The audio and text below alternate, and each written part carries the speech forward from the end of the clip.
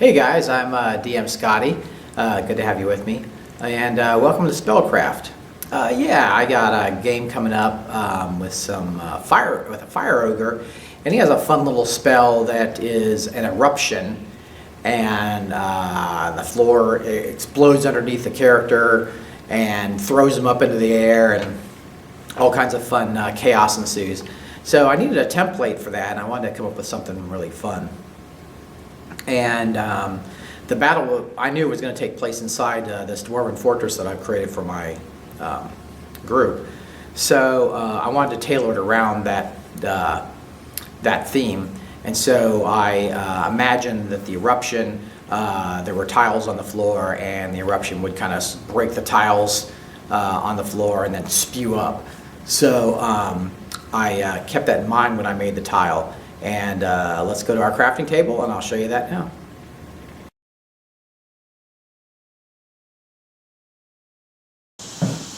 Here I've gathered my materials. I've got a fairly thick cardstock, and then I have a thin cardboard that I did a grid pattern out on. These are 1 centimeter by 1 centimeter squares. So I drew that on there. And I've got 4 by 10. So I've got 4 by 10 squares.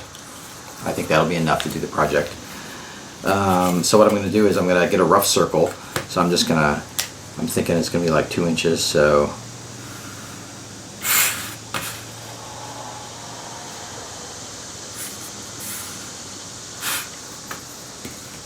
what I'm going to do is I will draw the circle like that, and then cut it out.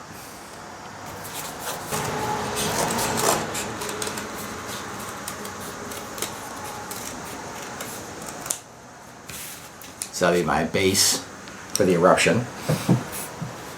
Now what I'm going to do is cut out all my little squares.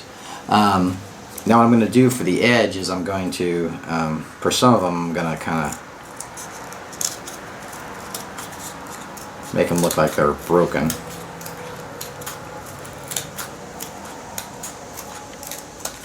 I think I'll do another side too.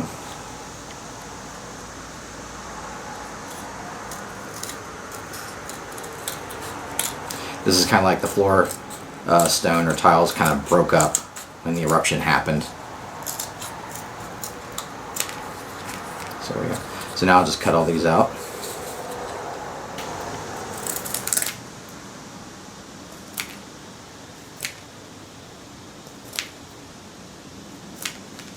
Okay, so I got all those cut, gather them up, pile. So I got my base and my little tile squares, and so now comes the messy part.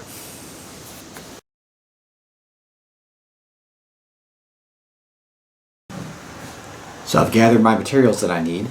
I got my white glue. I've got some water. I got a old plastic cup that I'm going to use to mix it in, and I got my toilet paper that I'm going to use. So first off, I'm going to mix the glue. So I take the lid off. I'm going to take the lid off because I'm going to need quite a bit of glue. So I'm just going to pour it out. And I'm not going to need too much. That's plenty. Okay. So now I don't want it to be so viscous, so I'm going to add some water. Okay. Mix that up a little bit. I could mix it up with something, but I'm going to use the toilet paper anyway, so it'll mix up. So I'll take my toilet paper, put it in there, get it wet, and then squeeze it out. I'm going to add it to, get some more.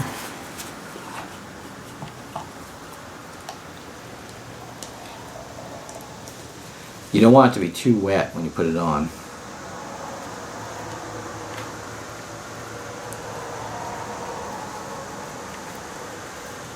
So just going to kind of drag pieces around.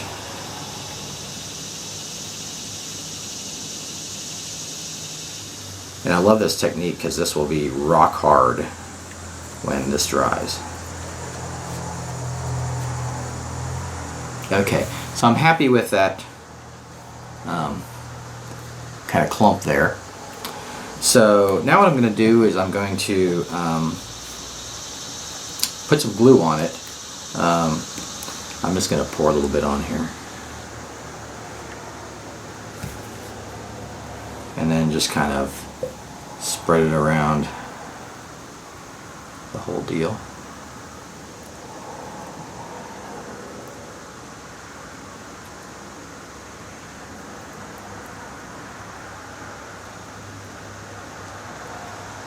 Okay. I'm pretty happy with that. Now here's kind of where the art part comes in.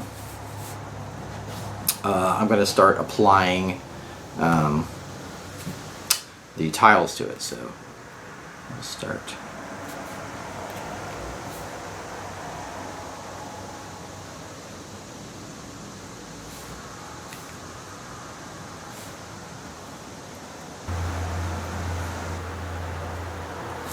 So the whole goal here is to make it look like the tiles have erupted up, like the floor of the room kind of exploded.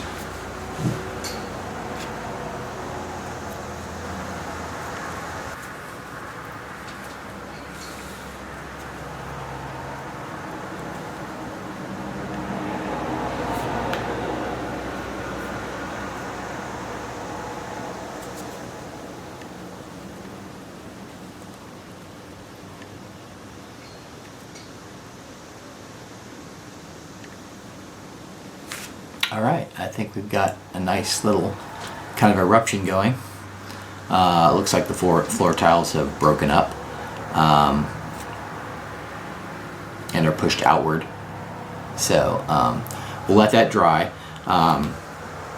These kind of things can take a while to dry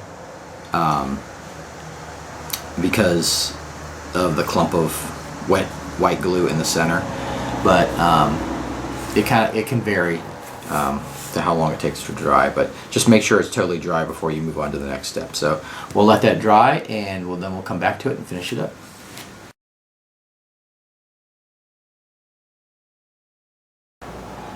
We are back at our crafting table, and you may notice that I have a tape measure sitting here. Well, I'm not going to use it for the craft, but it is heavy, so I'm using it on top of my base. The wet toilet paper can make cardstock or cardboard bend. So after about 10 minutes of a dry, 10-15 minutes, I put this on top to keep the base flat as the rest of it was drying. So I can take that off now. And it's still not totally dry. But what I'm going to do is, here, I'll give you a close-up of that. So what I'm going to do is I'm going to go ahead and add some flocking to that. So I've got a plate I'm going to use, and I'll put it on the plate so the excess won't make a mess. I got my white glue. I have a cheap brush here, and I have my construction sand that I've talked about before. It's all different. It's a regular, so it's not just the play sand. It has different sizes in it, as you can see. So that makes a really nice rubbly type texture.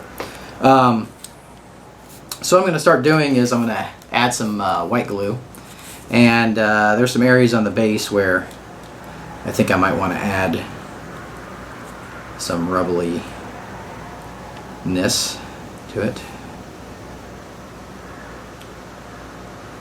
Kind of make it look like the base is broken up. Okay, so I'm going to use my brush a little bit to get in some areas. This is a really cheap brush, so I can just throw this away if I ruin it. So you don't want to use a good brush for this. If you do use a nicer brush, make sure you wash it very well and get all that glue off.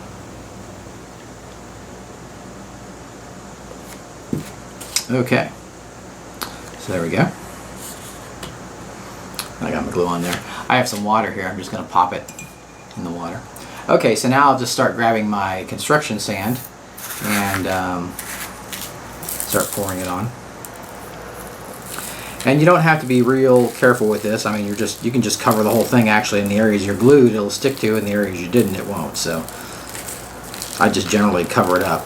Now the glue also tends to leak through the sand, and that's a good thing because it gets more to the base. So you don't want to just put a teeny little bit of the sand on it. You want a pretty good amount of sand on it.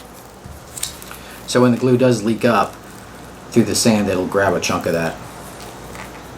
So there we go. And I got a nice little pile of the construction sand, and now I'll just let the rest of this dry, and we'll have our base.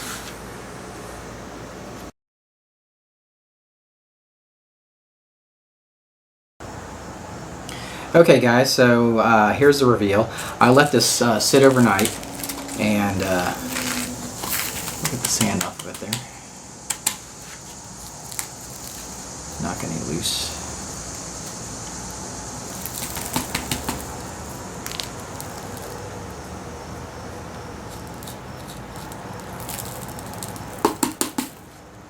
Okay, so there we go. There's what we look like. And now what I'm going to do is I'm going to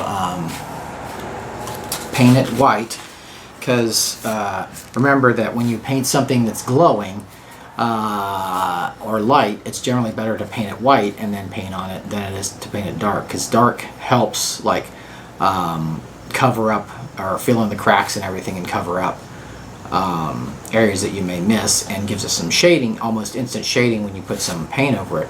Well, the light, you want it to look like it's glowing, so we're going to paint it the white. So what I'll do is I'll paint it the white, and then I'm going to paint it with the flame technique that you've seen me do before. So I'll go ahead and do the flame technique. I'm not going to show that. I'm not going to show that in the video, but I will show how I'm going to handle the tiles, the cracked floor tiles on this piece. So we'll come back and we'll do that.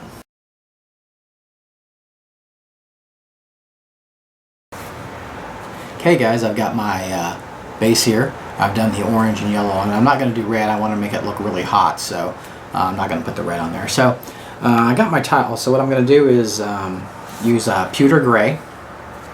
Shake that up.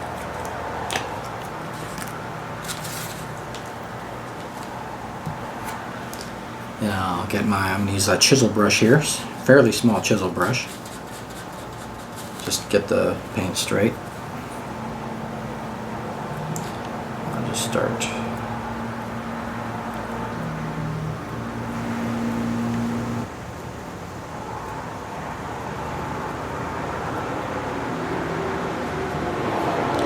And I'm going to do a few of the stone, a little bit of the stone with the gray, so I'm just going to kind of drag it over.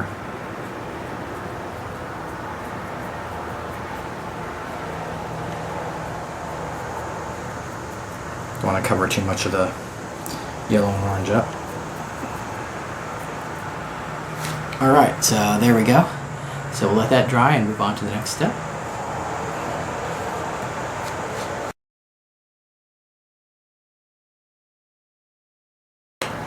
Okay, now I'm also going to add a little bit of black, so I'll put that on the palette, some on the brush, and I'm going to try to get the edge of these tiles.